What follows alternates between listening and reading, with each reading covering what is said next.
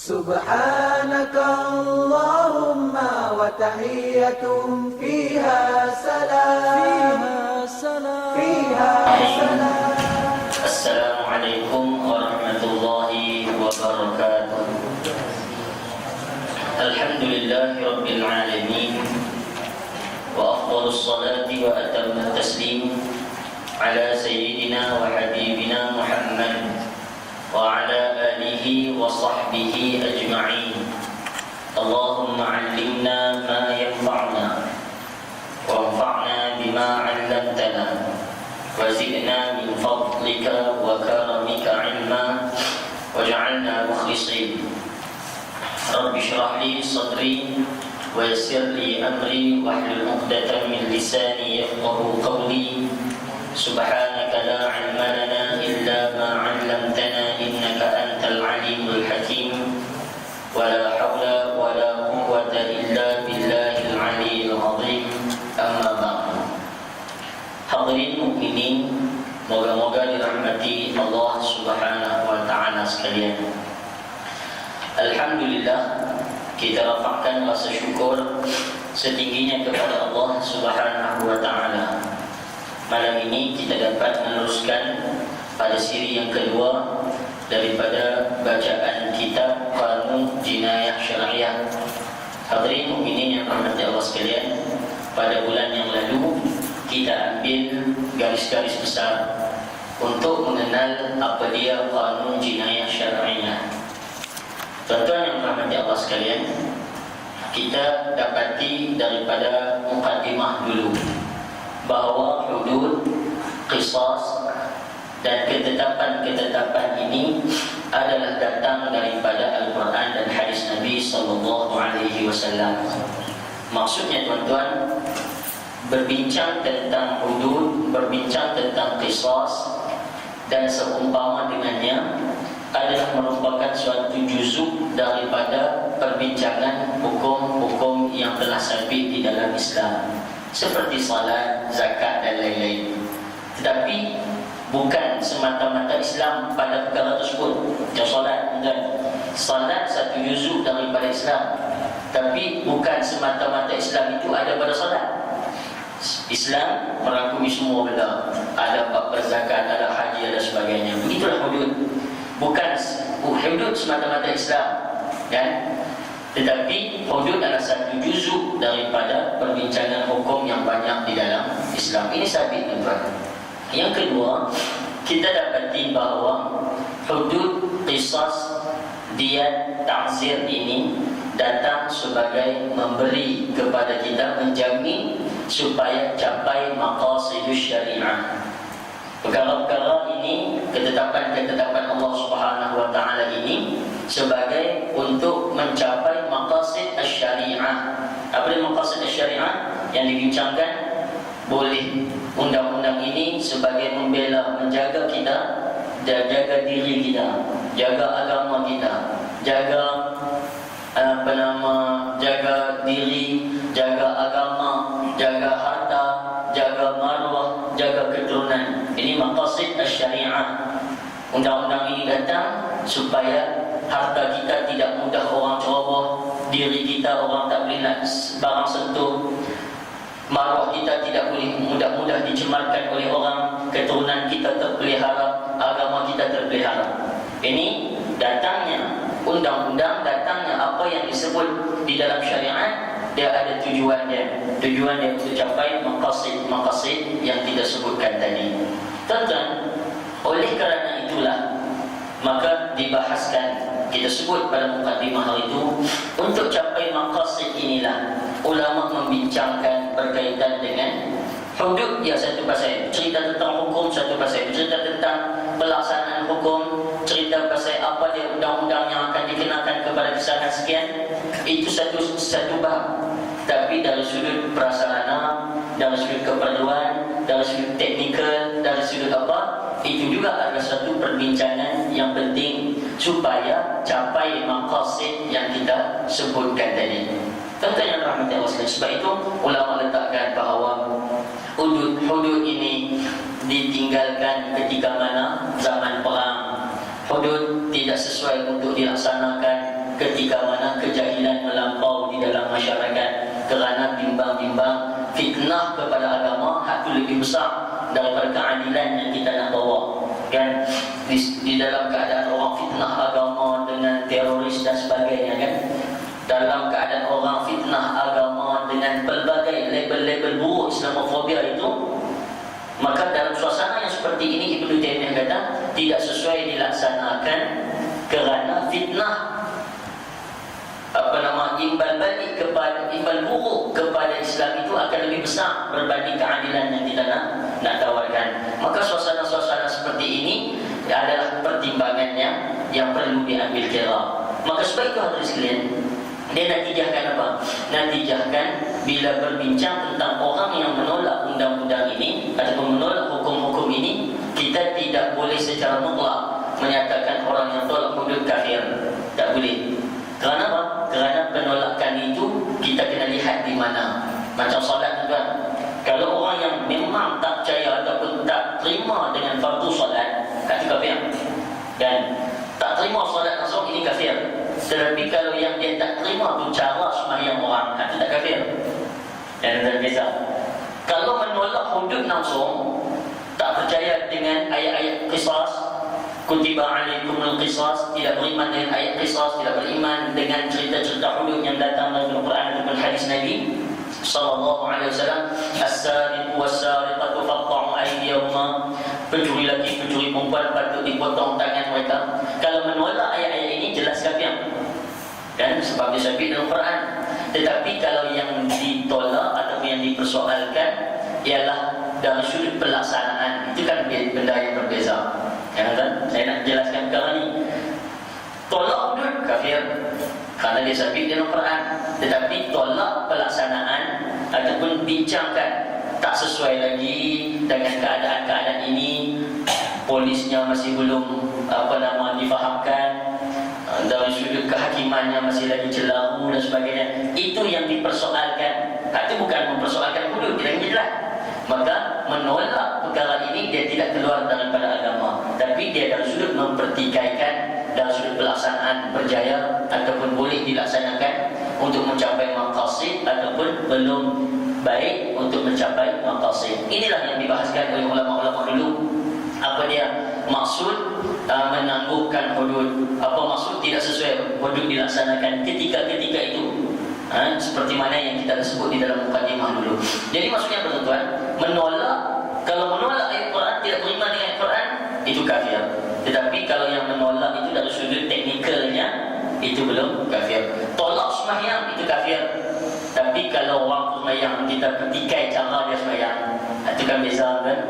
Dan dia sembahyang khusyuk tak ada, ataupun dia tak ada tumaninah, dia laju sembahyang jadi tak dipakai. Apakah itu bermakna kita tolak keperluan sembahyang? Tak, kita tolak pelaksanaan sembahyang itu beza. Kan? Mukminin, tuan-tuan yang dirahmati Allah Subhanahu wa taala sekalian. Dan dalam mukadimah hari itu juga kita lihat apa yang dimaksudkan dengan qanun jinayah syariah. Apa dia qanun, apa dia jinayah, apa dia syariah, itu telah pun kita bahaskan secara panjang lebar dalam mukadimah yang lalu. Jadi hadirin yang dirahmati Allah Subhanahu wa taala sekalian, kita sambung kepada muka surat 2, bab pertama nombor 4, kurungan 1. Hukuman hudud adalah hukuman yang telah ditentukan dan ditetapkan oleh Allah di dalam Al-Quran dan di dalam hadis. Hukuman hudud ini adalah hak Allah yang tidak boleh ditukar ganti hukumnya dan tidak boleh diubah suai dan dipindah.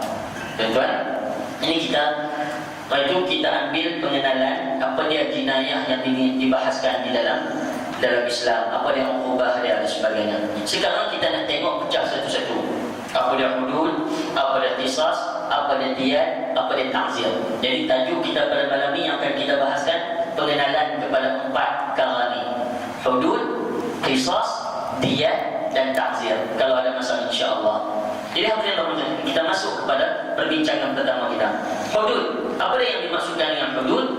Hudud adalah hukuman yang telah ditentukan dan ditetapkan oleh Allah Subhanahu wa taala di dalam Quran dan di dalam hadis.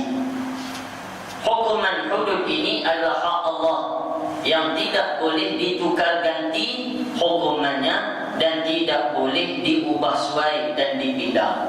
Ini hudud adalah hudud ialah satu hukuman yang ditetapkan oleh Allah Subhanahu wa taala. Sebab itu perkataan hadda, hudud diambil daripada perkataan hadda.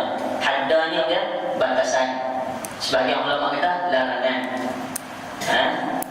Tilka hududullah, itulah hudud Allah Subhanahu wa taala. Wa man yata'adda hududallah, siapa dia yang melampaui had-had Allah Subhanahu wa taala. Apa maksud had-had ini? Had itu maksudnya batas. Siapa yang melajak daripada batas tersebut, Allah sediakan kepada dia hukuman. Sebahagian yang kata bukan batas, sebahagian itulah larangan Allah. Siapa yang melanggar larangan Allah, ada cerita Allah nak buat balasan kepada dia. Baik tuan-tuan dan sekalian, bila disebut tentang ketetapan Allah dan hak Allah Subhanahu wa taala dalam hal hudud, dia tidak ada boleh untuk ditukar dengan cerita lain. Hudud dia tak boleh diubah suai dan dia tidak boleh ditukar dengan hukum yang lain. Tuan-tuan, apabila kesalahan jenayah hudud yang kita bincangkan lagi, passion hudud ni dia tak boleh. Dia ketetapan Allah, dan ketetapan Allah ni nak minta kurang tak boleh, nak minta nak ubah suai tak boleh, nak ganti ikut suka tidak boleh. Dia mesti seperti mana yang telah ditetapkan oleh Allah Subhanahu wa taala. Macam mana salat 4 rakaat zuhur, tak boleh nak pandai-pandai kira jadi 2 rakaat, jadi 3 rakaat, ataupun rajin lebih nak jadi 5 rakaat, tak boleh. Dia ketetapan Allah yang tidak boleh pandai-pandai untuk diubah-ubah. Kurungan yang kedua, hukuman hudud tidak boleh dimaafkan oleh sesiapa pun. Hukuman hudud dia tidak menerima kemaafan daripada keluarga si mangsa. Misalnya, orang yang melakukan kesalahan jenayah curi contohnya, tiba-tiba mangsa curi tersebut kata, tak apalah, saya maafkan. Apakah kemaafan yang diberi oleh mangsa itu menyebabkan pencuri tak kena potong tangan? Tak. Pelaksanaan tetap berlaku. Dalam kes hudud, maaf ke tak maaf ke, dia hak Allah Subhanahu wa taala, undang-undang itu mesti diteruskan. Tidak boleh dimaafkan oleh sesiapa pun. Maksudnya tidak boleh dimaafkan ini maksudnya kalau diberi maaf, kemaafan itu tidak menggugurkan hukum yang asal. Nak maaf tak apa, maaf. Tapi maaf kata maaf tak, hukuman itu tidak digugurkan. Beza dengan qisas yang kita akan baca. Qisas, kalau mangsa kata tak apalah, maafkan, hukuman balas tersebut digugurkan. Ada cerita hukum yang ganti dia. Maksudnya, tuan-tuan, kalau bunuh seorang keluarga si mangsa bunuh tadi, kata tak apalah, kami ampunkan, kami maaf kepada pembunuh, maka apakah penjenayah ataupun pembunuh tadi nak dihukum balas balik? Tidak dihukum balas. Pasal dalam bab qisas, dia terima kemaafan daripada pihak mangsa. Maksudnya, kalau mangsa bagi kemaafan, penjenayah tersebut akan digugurkan hukuman yang awal tersebut. Tuan-tuan yang berhormati Allah Subhanahu wa taala, hukuman hudud tidak boleh dimaafkan oleh sesiapa pun. Mereka yang melanggar aturan-aturan hukum Allah yang telah ditentukan dan ditetapkan oleh Allah dan Rasulnya, yang disebutkan di dalam Quran dan di dalam hadis, adalah termasuk dalam golongan orang-orang yang zalim. Firman Allah Subhanahu wa taala, "Wa man yata'adda hududallah fa ulaika humuz zalimun." Dan sesiapa yang melanggar aturan-aturan hukum-hukum Allah, maka mereka itulah orang-orang yang zalim. Siapa yang melanggar hukum Allah, maksudnya apa dia yang melanggar hukum Allah?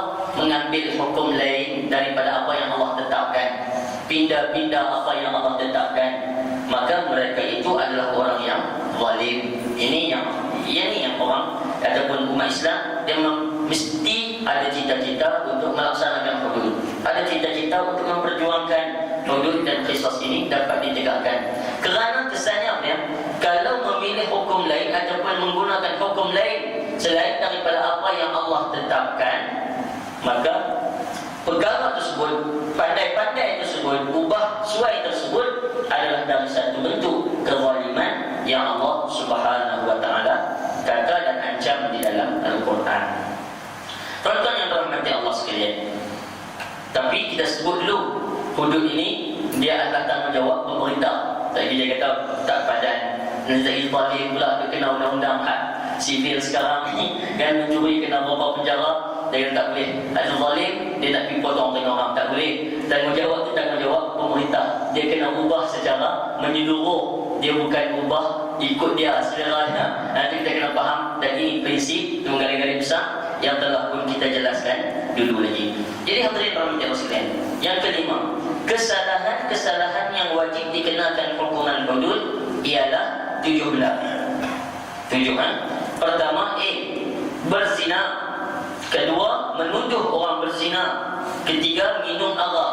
Keempat, mencuri. Kelima, murtad. Keenam, merompak. Ketujuh, buruh, penderhaka ataupun apa nama orang panggil, pemberontak. Itu bahasa yang lebih tepat. Hadirin mukminin dan rahmati Allah sekalian, kita tengok ini 7 hukum, dan 5 daripada hukum ini adalah kesepakatan ulama. Tuan-tuan, ada 7 hukum yang dibincangkan di dalam jenayah hudud. Undang-undang kesalahan-kesalahan hudud ini 7 perkara. 5 yang sepakat, 2 lagi tidak sepakat. Apa yang tak sepakat? Murtad dan buruh. Murtad dan buruh ini tidak ada di dalam mazhab Hanafi, tidak dibahaskan di dalam tajuk hudud. Murtad dan buruh, pemberontak ini tidak dibahaskan di dalam mazhab Hanafi sebagai salah satu atau sebahagian daripada kesalahan jenayah hudud. Yang 5 lagi sepakat, semua mengakui yang 5 baki itu adalah memang kesalahan jenayah hudud. Tapi tuan-tuan dan puan sekalian, yang disusun oleh pengarang kitab 7 ini, inilah pandangan ataupun pandangan pegangan jumhur ulama kecuali mazhab Hanafi. Mereka tidak kira 2 lagi murtad dan buruh itu di dalam cerita hudud. Baik, kita tengok satu-satu. Perbincangannya nanti secara detail di dalam tajuk khas. Baik, apa dia kesalahan yang dikenakan hudud? Pertama, zina. Apa dia zina tu?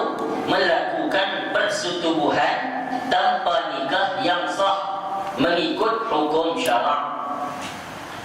Tuan-tuan mukminin yang dirahmati Allah Subhanahu wa taala sekalian, apa dia tuan zina? Zina ialah pernikahan dan persetubuhan tanpa nikah yang sah, tetapi tanpa mengikut hukum syarak. Ini takrifan yang agak ringkas yang diberikan oleh pengarang kita. Kalau tuan-tuan kita melihat kepada takrifan ulama ataupun takrifan lain, dia lebih detail. Contohnya, dia lebih detail. Kerana dia dalam kes zina ni, persetubuhan dia panggil celahu silap bilik. Artinya dia tak boleh masuk hukum zina, kan? Persetubuhan berlaku kerana silap bilik. Dia kuasa-kuasa macam bilik dia lampu gelap, masuk-masuk apa semua, tengok-tengok kawan pun bersedia, dan masuk-masuk terjadi apa yang terjadi. Dan sekalian, apakah boleh disabitkan hukum zina dalam kes ini? Tak boleh. Dalam kes ini tak boleh disabitkan hukum zina, kerana dia dipanggil syubhah kepada qad'i, syubhah kepada persetubuhan tersebut. Tuan-tuan yang dirahmati Allah Subhanahu wa taala sekalian, takrifan ulama kan secara ringkas dia sebut apa? Yang kata zina itu ialah waqur rajul al-mar'ata, persetubuhan seorang lelaki dengan perempuan fil qubul, melalui qubul, jalan depan, fi ghairil milki wa syubhah, pada kes selain daripada kes milik, maksudnya pernikahan yang sah, dan selain daripada kes syubhat macam kita sebut tadi. Maksudnya pengarang kita hanya, mungkin dia terlepas pandang, dia hanya mengecualikan zina ini di dalam kes pernikahan yang sah sahaja. Maksudnya lain daripada pernikahan, persetubuhan melalui pernikahan yang sah, itu dia kira semua sebagai tidak ulama, dia bahaskan ada lagi. Dan kat persetubuhan itu berlaku, nikah tu tak jadi pun, tetapi dia berlaku syubhah. Macam kita sebut tadi, masuk bilik silap ini adalah merupakan syubhah berlaku. Dia berasa macam isteri dia, ataupun orang buta, kan, berasa macam isteri dia, tengok-tengok orang lain sama-sama buta misalnya, Wallahu'alam lah. Maksudnya tuan hadirin sekalian, tapi orang buta lebih jelek daripada kita kadang-kadang. Mereka punya perasaan mereka, sentuhan mereka tu lebih memahami. Contoh yang kami tahu sekalian, apa nak sebutnya, silap berlaku ini nikah tak sah. Kan, nikah tak sah. Apakah kerana nikah tak sah dia ada hukum zina? Tidak. Ulama kata termasuk juga yang dikecualikan dalam kes syubhat, dalam kes syubhat. Jadi hadirin rahmati Allah sekalian, tuan-tuan kena tambah di situ, berzina yang dimaksudkan dengan zina ini ialah persetubuhan tanpa nikah yang sah dan bukan kes syubhat. Bukan kes syubhat. Maksudnya dalam kes syubhat tak boleh disabitkan zina. Itu pula kalau orang tanya bersetubuh tu dia, entah nak jawab apa. Dan bersetubuh tu dia, dan ni dia penting tuan, takrifan dalam fiqh ni, perbincangan fiqh ni dia sangat penting sebab dia ada kesan kepada hukum yang dibincangkan. Kalau orang kata setubuh tu apa dia? Tinggal orang, tak belum tentu bagi setubuh. Tuan apa dia? Bergeser-geser, tak dipanggil setubuh. Apa dia setubuh? Masuk qadar hasyafah ke dalam faraj, ini panggil setubuh. Kalau tak masuk qadar hasyafah ke dalam faraj, itu tidak dipanggil setubuh. Hasyafah tu boleh? Hak takwa tu lah. Itu dipanggil hasyafah. Qadar tu masuk, dia tenggelam habis, baru dipanggil hasyafah. Dia panggil zina ataupun persetubuhan, waqi, persetubuhan. Masuk sekadar hasyafah. Maksudnya kalau tak habis masuk ataupun sikit saja belajar, orang ketuk pintu lah. Dan oleh Muhammad sekalian, maksudnya dia tak nak masuk lagi. Ini tidak boleh disabit zina, tidak boleh diceritakan sebagai berlaku persetubuhan. Tuan-tuan, kenapa kita kena faham ta'arif kepada persetubuhan? Sebab dia ada kesannya. Kan? Ada kesannya. Misalnya tuan-tuan mukminin rahmati Allah sekalian, di dalam bab puasa, dan berlaku persetubuhan batal puasa, dan berlaku persetubuhan batal puasa. Dan bila batal puasa dalam mazhab Syafi'i, yang lelaki kena kafarah, orang perempuan tak kena kafarah. Dia tak seronok. Dia kata seronok sama-sama, tapi hak kena kafarah lelaki, orang perempuan tak kena kafarah. Pasal apa? Sebab dia berbalik kepada perbincangan ta'arif tu. Apa dia yang disebut sebagai bersetubuh? Bersetubuh ialah masuk qadar hasyafah ke dalam faraj. Kan, tuan-tuan yang dirahmati Allah sekalian, orang lelaki bila dia bersetubuh dengan perempuan, kan, maksudnya dia tak minum dulu ataupun dia tak makan dulu, balik-balik karan satu macam, terus dia pergi bersama dengan isteri dia. Maka ketika itu dia bersetubuh, dia buka puasa dengan persetubuhan. Orang perempuan pula dia berbuka puasa. Ulama mazhab Syafi'i bagi aidat sebab kerana orang perempuan pula dia bukan buka puasa dengan dengan bersetubuh. Dia buka puasa dengan masuk sesuatu ke dalam rongga dia. Faham tak ni? Sebelum tenggelam hasyafah ke dalam faraj orang perempuan awal lagi dah terbatal dah puasa dia. Faham tak? Buat tak faham, saya kata tahu. Tentang dan orang perempuan sebelum masuk qadar hasyafah ke dalam faraj, dia terbatal awal lagi.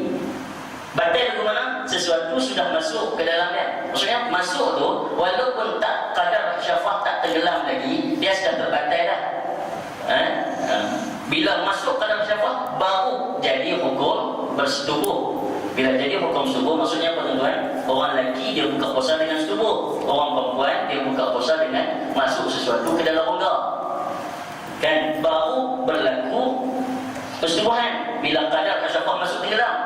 Kan, maka ketika itu, sebab itu ulama Syafi'i kata orang lelaki kena kafarah orang perempuan tak kena kafarah. Hadirin rahmati Allah sekalian, dia berkait juga dengan cerita mandi tak mandi tadi ni.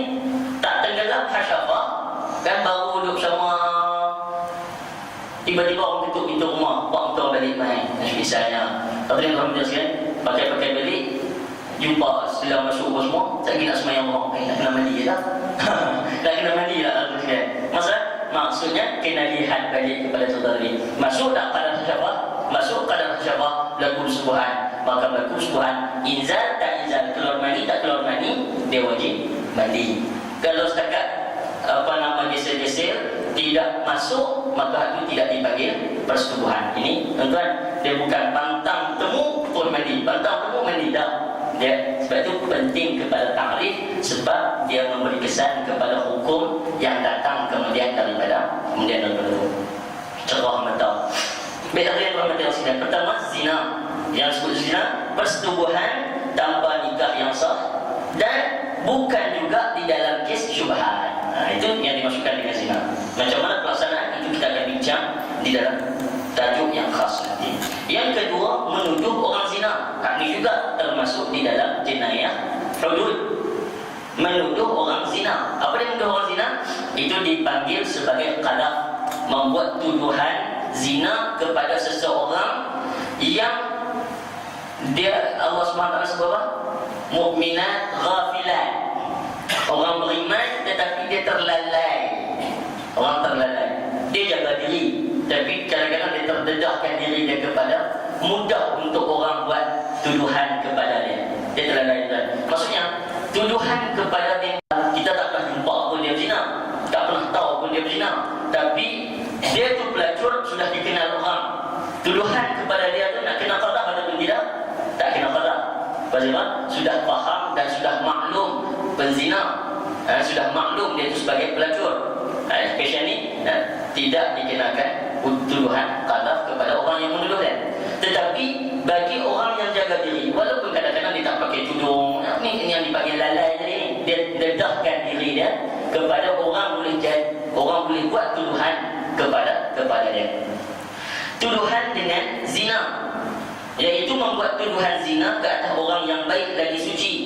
Satu, atau menafikan keturunannya. Ini dipanggil qazaf ni. Satu, dia kata orang tu berzina, melakukan zina.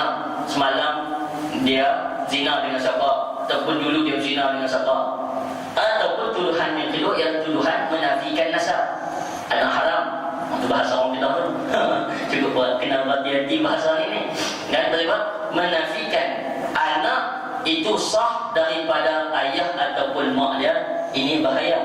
Kerana dia menafikan ataupun dia menuduh mak ataupun ayahnya itu melakukan kerja yang haram. Kan maksud anak haram dia anak daripada jalan yang haram. Menafikan nasab yang sah itu termasuk di dalam jenayah qadhaf. Dan tuduhan itu tidak dapat dibuktikan dengan 4 orang saksi, ikut cakap mulutnya, tapi tidak ada bukti melalui 4 orang saksi mata yang boleh memberi penyaksian kepada tuduhan tersebut. Yang ketiga yang masuk di dalam jenayah hudud ialah minum arak. Minum arak atau minuman yang memabukkan, sama ada sedikit atau banyak, mabuk ataupun tidak mabuk. Minum minuman yang memabukkan, tapi mabuk ke tak mabuk, cerita dia semua. Maksudnya sekalian, apa dia arak? Arak ini dalam kitab-kitab fiqh dia bagi takrif, kullu ma'i'in muskirin. Setiap benda cair yang memabukkan itu adalah khamar, itu adalah arak. Cecair yang memabukkan adalah arak. Dan tu ganja benda kering, nak kira arak lah, boleh nak masuk dalam hudud kan lagu mana. Itu kita akan bincang di tempat dia nanti. Kalau bincang malam ni jadi panjang. Jadi kita secara asas sahaja kita nak tengok apa dia jenayah-jenayah yang berkaitan. Yang keempat itu jenayah curi. Jenayah curi. Apa dia curi? Memindahkan secara bersembunyi harta alih, bersembunyi harta alih dari jagaan atau milik tuannya tanpa persetujuan tuannya. dengan niat untuk menghilangkan harta itu dari jagaan atau milik tuannya. Dia takrifannya cukup payah, kita nak faham pasal bahasa Melayu. Dia jadi panjang kan. Apa dia? Ambil tanpa izin, lebih kurang tu lah. Ambil tanpa izin tuan dia, tanpa izin tuan dia, dengan niat nak menghilangkan perkara benda tu daripada tuan dia. Dan tuan hadirin rahmati Allah sekalian, contoh curi kasut, nanti curi lah kan. Mencuri ni tuan, dia ada satu lagi kes, iaitu dipanggil hirabah, rompak. Curi ni dia ambil sembunyi-sembunyi, masuk rumah orang kan, orang tak tahu, orang tengah tidur, ambil barang keluar, ataupun dia keluar masjid awal curi kasut. Kalau apa-apa bentuk curi yang orang tak tahu dia ambil kan, secara sembunyi dan secara memang ada tujuan untuk mengambil benda tu daripada orang lain. Maksudnya tuan, kalau pasien orang yang bagi kita jaga duit, tiba-tiba duit tu hilang kan, macam tu kita tak boleh bagi curi. Sebab pasal dia tak ada niat untuk menghilangkan ataupun mengambil duit itu daripada kawan tadi. Begitu juga tuan, tak boleh nak cerita sebagai curi kalau orang yang dipanggil sebagai khianat, tentang pengkhianat ataupun pecah amanah ni, bolehlah nak dipanggil pencuri. Hal tu tak dibahaskan dalam kes curi kerana dia ada unsur-unsur syubhat. Apa syubhat dia? Tuan tadi ni bagi kat kawan tu kan, hudud ini dia tertolak dengan sebarang bentuk syubhat. Idra'ul hudud bisyubhat, hudud mesti ditinggalkan kalau berlaku keraguan kepada kes. Bila berlaku keraguan kepada kes, dia tak boleh nak diambil dengan hukum hudud, dia mesti berpindah kepada takzir. Kan? Kita bagi kawan tu jaga kan, kita bagi kawan tu jaga duit 2,000, 3,000, 5,000 kan, 10,000 kita nak pergi Mekah misalnya, kita bagi 10,000. Kawan ni khianat, pecah amanah, dia guna, dia buat taubat tu dan apa semua. Terus kemudian kita nak tuduh dia curi, boleh ataupun tidak kan, dia guna tanpa izin kita. Tetapi di situ ada syubhat. Syubhatnya apa dia? Syubhatnya kerana izin kita kat dia, kita bagi dia jaga. Di situ ada syubhat. Maksudnya apa? Di situ ada keraguan bahawa ini bukan kes curi. Kes curi ni dia ambil tanpa izin kita. Maksudnya dia ambil pandai-pandai daripada poket kita, daripada rumah kita. Tidak, kita sendiri yang bagi. Di situ ada syubhat untuk menolak hukum ini daripada jadi hukum curi. Orang tipu mega online lagi kan, dia suruh beli barang apa semua, masuk packing, tengok barang tak sampai, semua hilang di mana. Boleh tak nak kira sebagai kes curi? Ini juga berlaku syubhat. Dia bagi kes bohong, pembohong kan.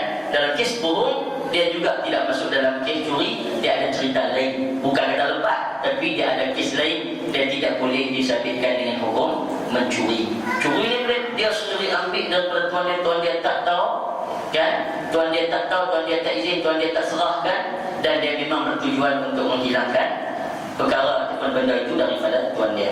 Yang kelima, murtad, iaitu orang yang keluar dari agama Islam, sama ada dengan perbuatan atau dengan perkataan atau dengan i'tiqad, kepercayaan. Murtad, orang Islam keluar daripada agama. Yang keenam, merompak. Ini dipanggil hirabah, merompak. Ini apa beza tuan? Merompak, dicuri secara terang-terang. Curi juga, ambil juga orang, tapi terang-terang. Terang-terang, jenis masuk hulung pedang, hulung parang ataupun rebut. Dia masuk dalam kes hirabah. Sama makna macam mencuri, tapi pasien terang-terang, itu termasuk di dalam hukum hirabah. Apa dia hirabah? Dia panggil kes rompakan. Rompakan ni pasal apa? Kerana dia ada unsur menakutkan mangsa, mencederakan mangsa, bahkan boleh membahayakan nyawa mangsa. Maka hukum dia berbeza daripada hukum curi. Bila jadi rompak, buat terang-terang, dia jadi hukum lain, bukan jadi hukum curi. Dan yang ketujuh, dia panggil penderhaka ataupun pemberontak, iaitu segolongan umat Islam ataupun bukan Islam yang melawan atau menderhaka ulil amri. Bukan saja orang Islam, orang bukan Islam pun duduk dalam negara yang sama, menjunjung perlembagaan yang sama. Kalau memberontak bahasa yang bukan derhaka, pemberontak. Derhaka maksudnya keluar menentang kerajaan yang sah ataupun ulil amri, pemimpin yang sah. Masuk menentang ini dengan cara keras, dengan cara mengangkat pedang, dengan cara mengangkat senjata, yang menjalankan syariat Islam. Ulil amri, pemerintah yang menjalankan syariat Islam dan hukum-hukum Allah. Jadi orang bangkit melawan kerajaan yang macam ni, dia dipanggil sebagai burat ataupun sebagai pemberontak. Tuan-tuan hadirin rahmati sekalian, tuan-tuan tengok apa yang diberi takrifan oleh pengarang kita, segolongan. Maksudnya pemberontak ni dia tak passion seorang-seorang, dia passion ada geng. Dia seorang-seorang tak boleh pemberontak, tak boleh turun nak pergi serang bandar dia dengan tentera Islam, dan tentera bila dah dia seorang, itu tak boleh pemberontak. Pemberontak ni dia ada kekuatan dia sendiri. Dia ada, sebab tu nanti kita akan tengok ciri-ciri yang kata pemberontak ni pada dia ada kekuatan dari sudut tenaga orang, dan dia ada kekuatan dari sudut persenjataan. Setakat parang bawah rumah, setakat sabit belakang rumah, kan? Macam kes Mali tu, kita tak tahu bagaimana boleh dihukum sebagai pemberontak, kerana yang jumpa hanya pasien duk sabit belakang rumah itu saja. Parang-parang itu tidak boleh dikira sebagai pemberontak. Yang pemberontak kekuatan dia orang sama orang ramai, dan kekuatan senjata dia sama ataupun dia boleh menggugat. Maksudnya ada pistol, ada senapang, ada bom dalam konteks hari ini lah. Maksudnya perkara-perkara itu baru boleh disabitkan sebagai burat. Jadi hadirin rahmati Allah subhanahu wa ta'ala, ini 7 benda yang termasuk di bawah kesalahan jenayah hudud. Yang keenam, hukuman qisas adalah sama seperti hukuman hudud juga, iaitu hukuman yang telah ditentukan dan ditetapkan oleh Allah, akan hukumannya di dalam Quran dan di dalam hadis, yang wajib dikenakan ke atas penjenayah yang sabit kesalahannya di dalam mahkamah. Qisas bersama macam hudud. Dari sudut pensabitan kesnya ataupun pensabitan hukumannya, dia sama macam hudud. Hudud Allah tetap dalam Quran, Allah tetap dalam hadis. Qisas juga Allah tetap dalam Quran, Allah tetap di dalam hadis. Dari sudut pensabitan, dari sudut ketetapan, itu sama. Hukuman qisas ialah kesalahan yang dikenakan hukuman balas. Membunuh dibalas dengan bunuh, nyawa dibalas dengan nyawa, melukakan dibalas dengan luka, mencederakan dibalas dengan mencederakan. Itu apa yang orang menjelaskan. Apa dia ta'rif kepada qisas? Qisas ditakrifkan oleh Abdul Qadir Audah, ay yu'aqib al-mujrim bimithli fi'lihi. Satu penjenayah dibalas balik macam mana dia melakukan jenayah tersebut. Dia bunuh orang, dihukum balik kepada dia bunuh. Dia mencederakan mata orang, dihukum balik mencederakan mata dia. Dia memotong bahagian-bahagian tubuh kepada orang, maka bahagian-bahagian tubuh itu juga dipotong daripada dia. Ini dipanggil hukum balas musawat, sama macam mana dia buat, macam tu dia kena balik. Tuan-tuan, kesalahan-kesalahan yang wajib dikenakan dalam hukum qisas ni apa dia? Pertama, membunuh dengan sengaja. Maksudnya bunuh tidak sengaja, bunuh silap, ataupun bunuh seolah-olah sengaja, itu tidak dibahaskan di dalam cerita qisas. Yang kedua, menghilangkan atau mencederakan salah satu anggota badan orang lain dengan sengaja. Membunuh orang lain dengan sengaja. Yang kedua, menghilangkan atau mencederakan salah satu anggota badan orang lain dengan sengaja. Tiga, melukakan orang lain dengan sengaja. Ceritanya sengaja. Kan? Macam mana kita cerita tu, bunuh dia ada beberapa perbahagian. Ada bunuh memang sengaja, memang dia nak bunuh sungguh. Hak macam ni ada qisas dia. Hak pasien bunuh tak sengaja, tapi perbuatan dia itu memang mengundang kepada kematian. Macam contoh yang kita buat itu, cikgu yang tangkap budak duduk dalam store, tengok-tengok budak tu sawat, tarik mati. Pasien macam ni kan, dia tu yang menyebabkan kepada kematian. Tapi apakah nak dikenakan hukum qisas dibunuh balik cikgu yang macam ni? Tidak, dia tak dipanggil sebagai bunuh sengaja, dia dipanggil tak sengaja. Perbuatan dia sengaja, perbuatan dia tu memang dia sengaja buat. tetapi pada perkiraan adat, perbuatan tangkap duduk sat dalam store tu bukan passion membunuh kan. Kalau guna pedang, guna pistol, hak tu memang kes bunuh. Tapi hak ni tangkap tiba-tiba sabit dengan kes lain, kena tarik lah apa semua, tak ada siapa bantu dia mati. Hak macam ni dia bagi tak sengaja ataupun syibhul amdi, seolah-olah macam sengaja tu ada tapi tidak sengaja, maka hak macam ni tidak boleh dikenakan hukum qisas. Dia ada hukum lain yang menggantikan hukuman tersebut. Tuan-tuan yang dirahmati Allah sekalian, kurungan yang kedua, 7 kurungan 2. Hukuman membunuh orang lain dengan sengaja wajib dikenakan hukuman qisas ke atas si pembunuh dengan dibalas bunuh balik. Firman Allah Subhanahu wa taala, ya ayyuhalladzina amanu kutiba alaikumul qisasu fil qatla. Wahai orang-orang yang beriman, diwajibkan kamu menjalankan hukuman qisas, yakni balasan yang setimpal dengan apa yang dilakukan dalam perkara orang-orang yang mati dibunuh. Dalam kes mati dibunuh, kutiba alaikumul qisas. Kan? Kita ulang banyak kali perkataan kutiba itu membawa makna furiḍa, fardu. Ini bahasa Quran. Macam mana Allah Subhanahu wa taala guna, ya ayyuhalladzina amanu kutiba alaikumus shiyam. Wahai orang yang beriman, dikutiba, ditetapkan kepada kamu puasa. Ayat yang sama Allah Subhanahu wa taala guna, ya ayyuhalladzina amanu kutiba alaikumul qisas. Diwajibkan kepada kamu melaksanakan qisas, ditetapkan kutiba. Dan di sini sekali lagi Allah sebut, ya ayyuhalladzina amanu kutiba alaikumul qisasu fil qatla. Wahai orang yang beriman, ditetapkan kepada kamu qisas dalam kes pembunuhan orang-orang yang mati dibunuh, maksudnya bunuh sengaja. 7/3. Hukuman menghilangkan atau mencederakan salah satu anggota badan orang lain atau melukakannya wajib dibalas dengan hukuman qisas. Apa maksud qisas kan? Kita bayang, bila sebut qisas, hukum yang setimpal dengan dia, hukum balas yang sama macam mana dia buat, itu qisas.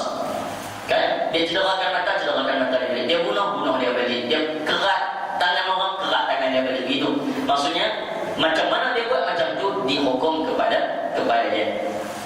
Wajib dibalas dengan hukuman qisas mengikut kadar kecederaan atau luka seseorang itu, juga mengikut jenis anggota yang dicederakan, seperti mana yang disebut di dalam firman Allah di dalam suratul Maidah ayat 45. Wa katabna alaihim fiha anna an-nafsa bin-nafsi wal 'aina bil-'aini wal anfa bil-anfi wal udhuna bil udhuni was sinna bis sinni wal juruha qisasun faman tasaddaqa bihi fahuwa kafaratun lahu wa man lam yahkum bima anzalallah fa ulaika humuz zalimun.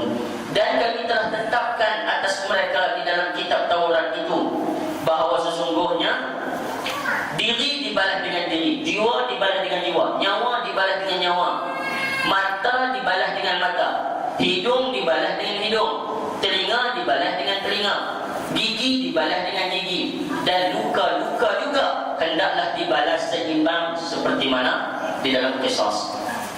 Tetapi sesiapa yang melepaskan hak membalasnya, dia maafkan, maka menjadilah ia penebus dosa baginya. Kan? Dia gigi patah satu, kena tumbuh. Tak tumbuh balik patah gigi kawan tu boleh. Tapi kalau dia maafkan, itu menjadi penebus dosa dia di hadapan Allah SWT. Orang melukakan dia, apakah dia nak luka balik kawan tu? Boleh, ada hak kepada dia. Tapi kalau dia memaafkan orang itu menjadi penebus dosa baginya di hadapan Allah nanti. Dan sesiapa yang tidak menghukum dengan apa yang telah ditetapkan oleh Allah, maka orang-orang itu orang yang zalim. Kes-kes ini Allah sudah sebut, balasannya pun Allah sudah sebut. Tiba-tiba bila berlaku kes dan nak dikenakan hukuman, memilih hukuman yang lain, tidak memilih hudud ataupun tidak memilih qisas, maka orang itu adalah orang-orang yang zalim. Hadirin mukminin, moga-moga dirahmati Allah Subhanahu wa taala sekalian. Kemudian kita akan bincangkan, saya nak bagikan nombor 8, 9 dan 10.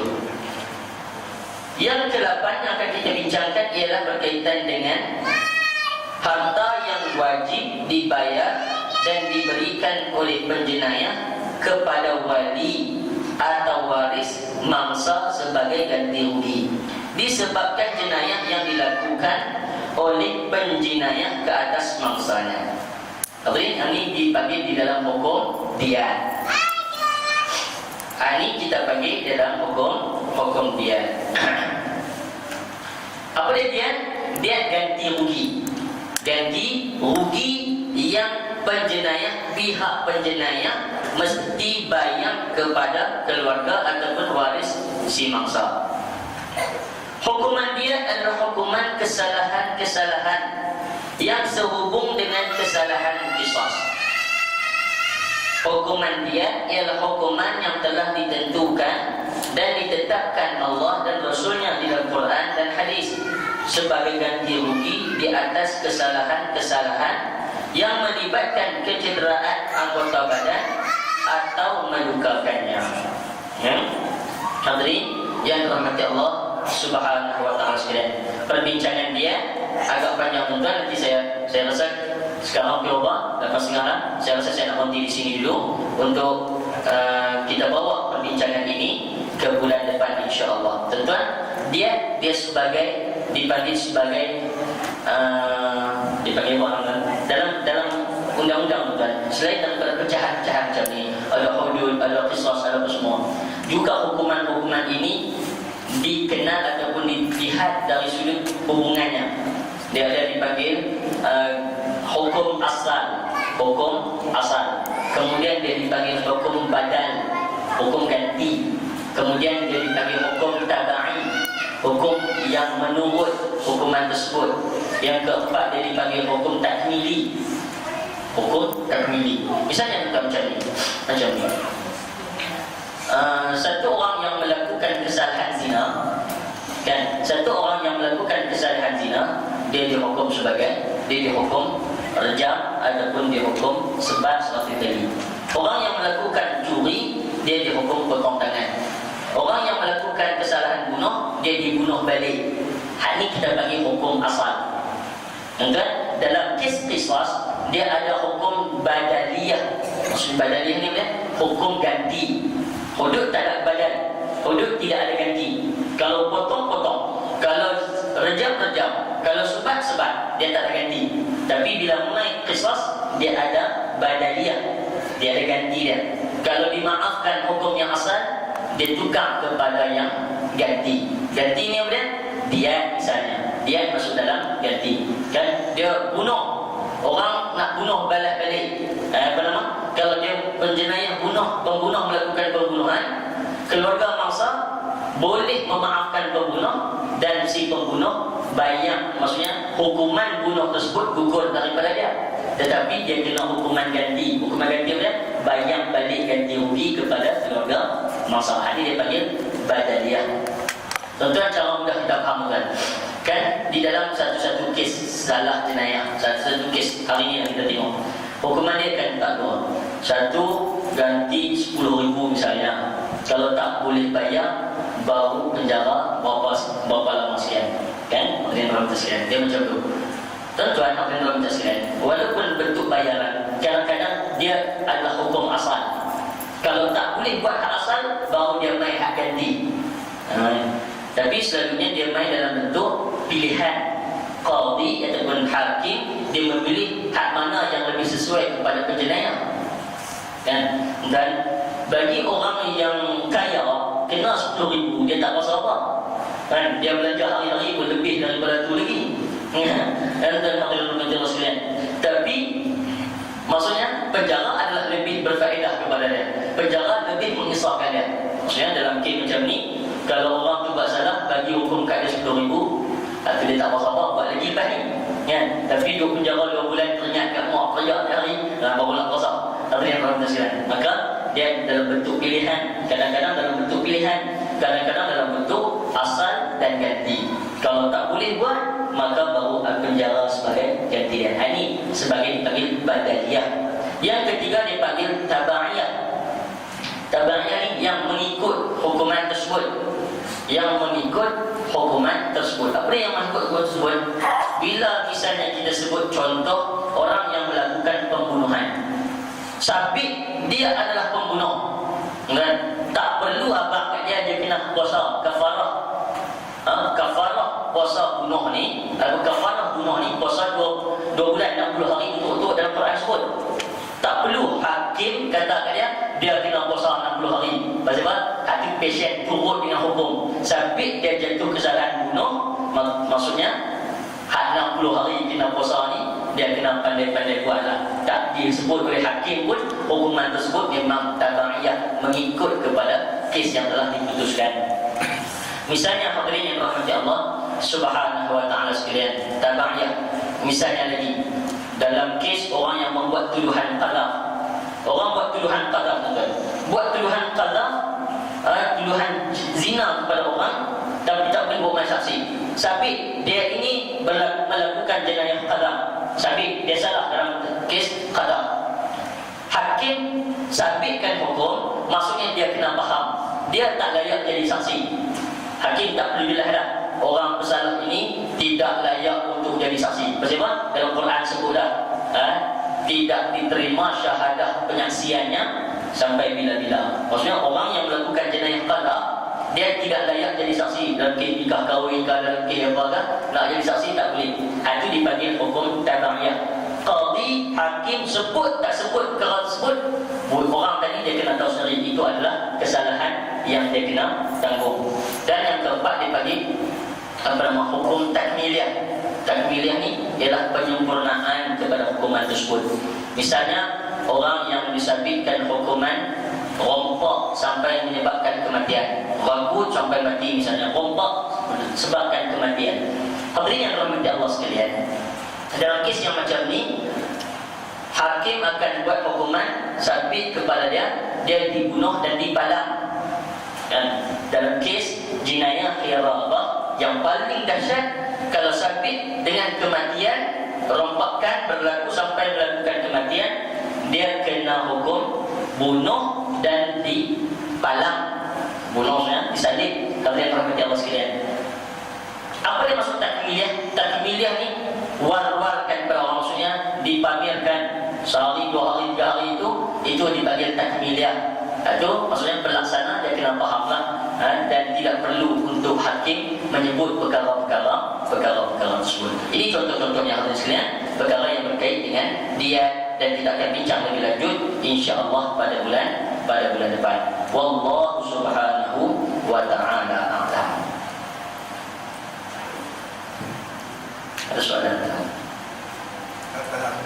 Ya. Sekiranya orang tu bunuh orang melalui senjata kau, adakah dia dihukum balik dengan senjata kau? Sekiranya orang tu bunuh orang melalui pistol tembak mati, adakah dia dihukum balik dengan tembak mati? Sekiranya orang tu bunuh orang melalui pisau tapi dia muncul ilmu kepada itu orang, adakah di sebaliknya diubah balik kepada undang-undang laju nanti kita bagaimana melaksanakan semula ataupun melaksanakan hukum kepada kesalahan membunuh. Baik, hadirin rahmat sekalian, secara ringkas saya sebut perkara ini dan lanjutnya kita bincang dan tajuk nanti. Orang bunuh dengan pisau, orang bunuh dengan cara sadis, orang bunuh kes bunuh masuk dalam tong bubuh simen, limpak dalam sungai. Nak kena buat macam tu balik kan? Ni bagian kisah ni. Nak kena bakar bom, nak kena buat macam tu balik atau macam mana? Ya, dia berlaku perselisihan di kalangan ulama. Ada yang kata buat seperti mana yang buat, sebahagian kata, dan inilah saya kira adalah pandangan yang lebih kuat, buat yang dalam tajuk kes nyawa ni, buat mematikan dia itu adalah matlamat daripada pembunuhan balas. Dia buat macam-macam, pancung kepala dia, selesai. Itu sebagai balasan kepada orang bunuh. Tak perlu untuk bakar dia dulu, bubur dalam tong simen balik semua tu, tidak perlu di perkara tersebut. Walaupun memang ada pandangan kan, kerana tajuk dia Al-Qisas ni dan asas dia ialah musyawarah. Macam mana dia buat, macam tu dibuat balik kepada dia. Tetapi saya kira pandangan yang lebih baik untuk diterima pakai wallahu a'lam ialah dengan hukuman bunuh sahaja.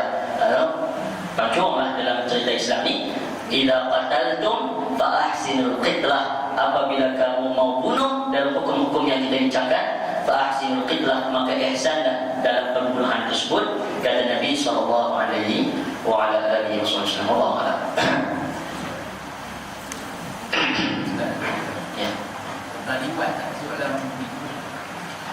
Ya.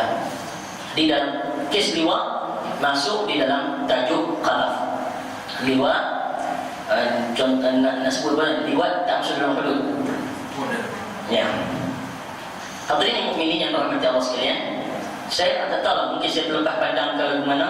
Saya tidak, yang sekadar yang saya lihat tadi tidak dibincangkan dalam menyenaraikan perkara tersebut. Tetapi kalau dalam kes qadhaf menuduh orang, tuduhan liwat termasuk di dalam tuduhan zina. Dan saya kira nanti insya-Allah dalam perbincangan zina dia mungkin akan membahaskan tajuk liwat. Saya rasa lah, wallahu a'lam. Saya ada kan di dalam tajuk zina dia bincang tajuk liwat. Kerana takrifan yang diberikan oleh sebahagian ulama, qubul, yang kata persetubuhan itu ialah melalui qubul, sedangkan liwat melalui dubur. Jadi hadirin rahmati sekalian, saya rasa perbincangannya itu di dalam tajuk tajuk zina. Wallahu subhanahu wa ta'ala a'lam. Soalan.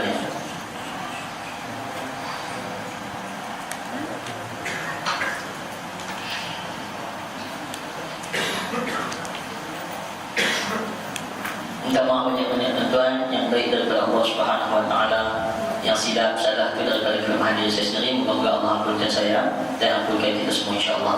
Qul qul hadza wa astaghfirullahal azim li wa lakum. Wassalamualaikum warahmatullahi wabarakatuh.